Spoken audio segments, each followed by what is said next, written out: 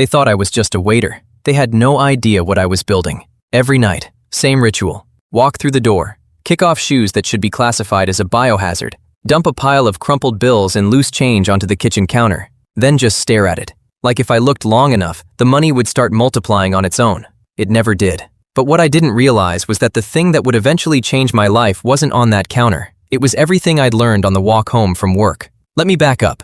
3 years ago, I was waiting tables at a mid-range Italian place. Breadsticks unlimited. Paycheck? Definitely not. 6 days a week. Feet destroyed. Every shift felt like running a small country with no budget, no staff, and a population that kept sending their pasta back because it was too al dente, whatever that means. You haven't truly lived until a grown man looks you dead in the eyes and asks you to explain what penne tastes like compared to rigatoni. Sir, they are both tubes. Different tubes, but tubes. But here's what nobody tells you about waiting tables. You're not just carrying plates. You're running a one-man operation. Every single shift. 6 tables at once. Upselling without sounding desperate. Reading body language to figure out if the couple in the corner is on an anniversary, or silently deciding who gets the apartment. Adjusting your personality 12 times an hour depending on who sits down. Therapist, salesman, traffic controller, punching bag. All while keeping a smile that says, "I'm absolutely loving this." That is a skill set, a real one. And for the longest time, I had no idea what it was worth. Then one Tuesday night, this older guy walks in alone. Nice suit, nothing flashy, but the fabric had that quality where you just know it costs more than your rent. He orders simple, grilled salmon, sparkling water, no appetizer, easy table. But then he starts asking me questions. Not small talk, not, "What do you recommend?" He asks what I notice about the restaurant, the business itself. And I don't know why, maybe because it was slow, maybe because I was tired of pretending I didn't think about this stuff, but I just started talking. Appetizer margins, the outdated wine list, the cocktail bar 2 blocks down stealing our customers, the table layout being inefficient, which servers upsold best and why, the Saturday hostess seating 5 tops at 4 top tables and killing the average ticket time. He listened, didn't interrupt once. Then he put his fork down and said 7 words I still haven't forgotten. "You think like an owner, but you're being paid like an employee." I laughed it off, went home, dumped my tips on the counter, went to bed. But that sentence didn't leave. It followed me into every shift for weeks, sat in the back of my head while I refilled water glasses and faked smiles. Because he was right.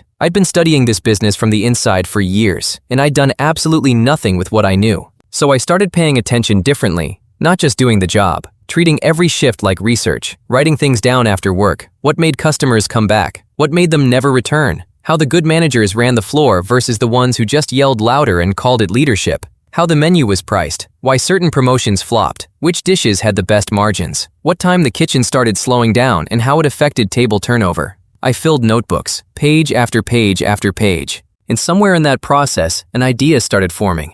What if I could take everything I was learning inside this restaurant and build something outside of it? I started a blog.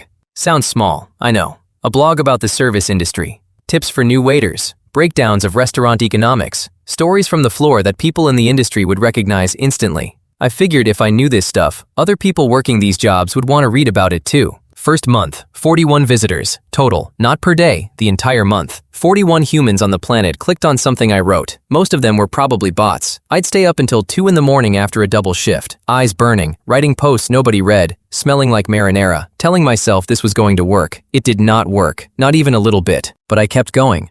Started a social media page to go with it, posted every day. Short tips, behind-the-scenes takes, funny customer stories. 2 months in, I had maybe 300 followers. My coworkers, my mom, a handful of spam accounts, $0 from any of it. Meanwhile, my shifts were getting harder because I was running on 4 hours of sleep and pretending I was fine. My manager actually pulled me aside one night and asked if I was okay.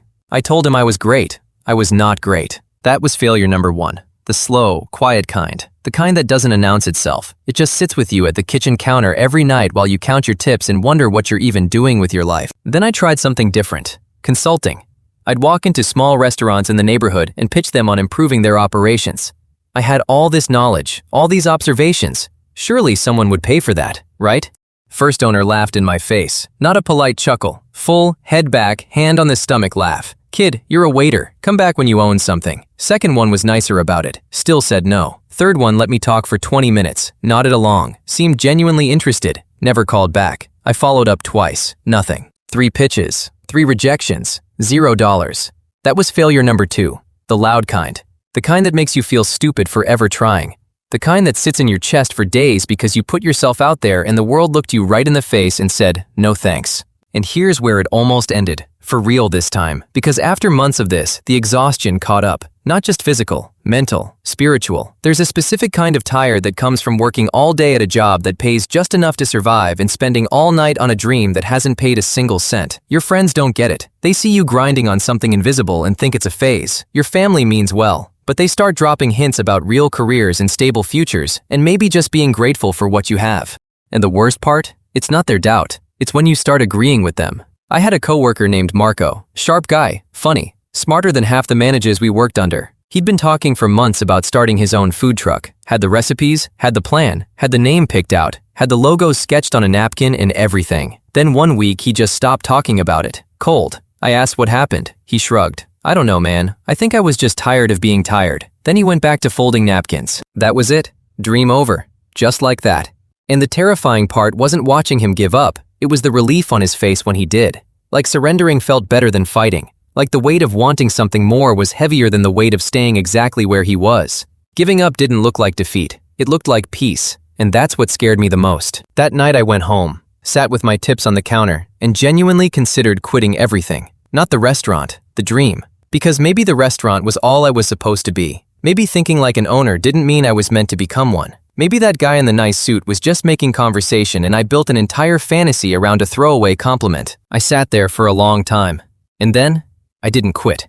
Not because of some movie moment. No inspirational music, no motivational speech, no sign from the universe. I just decided I wasn't done yet.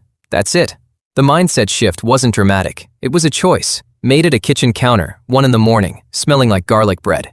I told myself 6 more months. If it still wasn't working, I'd let it go for good. But I needed to know I gave it everything before I walked away. Because the only thing worse than failing is spending the rest of your life wondering if you stopped one attempt too early. So I changed the approach. Stopped trying to be something I wasn't. I wasn't a consultant, wasn't a business guru, wasn't a caterer.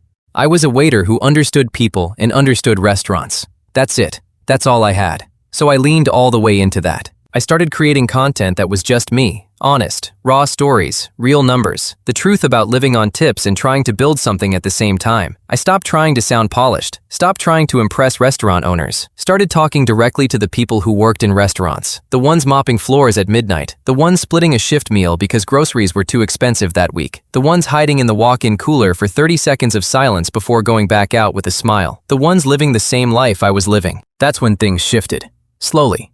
Not overnight. Not in a week. No viral explosion. One post did a little better than usual. Then another. Then someone shared a video of mine in a server group chat. Suddenly a few thousand people were paying attention. People who actually cared. Because they were living it too. I started getting messages. People working doubles who said my stuff kept them going. People in the industry for years who never heard someone break it down like that. People asking for advice on how to start building something of their own. And eventually, one of those people was a restaurant owner. He'd been following my content for a while. He reached out and said, "You clearly know what you're talking about. Can you help me train my front of house staff?" First paid gig, $200. I almost cried. Not because of the money, because it was proof. Proof that the skills I built carrying plates and reading rooms and surviving Friday night rushes actually transferred. The restaurant wasn't a dead end. It was a training ground. Everything I needed to build something bigger, I'd already learned it on the floor. That 200 turned into more gigs. The content grew. The audience grew. I started earning more from my side work in a week than I made in tips on a good night. Then, 1 month, the side income passed my restaurant income completely. I stared at the numbers, checked them twice. It didn't feel real, but it was. But here's what I need you to understand. The money wasn't the turning point. The turning point happened months earlier, at that kitchen counter, when I decided I wasn't done. Every single thing that came after, every win, every opportunity, every dollar, traces back to that one quiet moment where I chose to keep going when quitting made perfect sense. The mindset came first. The results came way later, and the gap between those two things is where most people stop. They think the mindset is supposed to come after the proof, that you need evidence before you can believe in yourself, but it doesn't work that way. You have to believe before there's any reason to. That's the hard part. That's the whole game.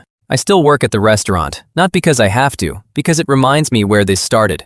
Every time I pick up a plate, I remember what it felt like to have nothing but crumpled bills and a feeling that there had to be something more. Most people in that dining room see a waiter. They have no idea what's being built in the silence between the orders, and that's exactly how I want it. No announcements, no hype, no watch me grind posts, just work, just proof. stacking quietly on a kitchen counter that used to only hold loose change. The empire nobody saw coming was built by someone nobody was watching. Now let me ask you something. What's a job you've had, or maybe still have, that taught you way more than you gave it credit for? Drop it in the comments. I guarantee someone reading it needs to hear that their grind isn't being wasted. And if this story hit home, smash that like button and subscribe so you don't miss the next one. I'll see you there.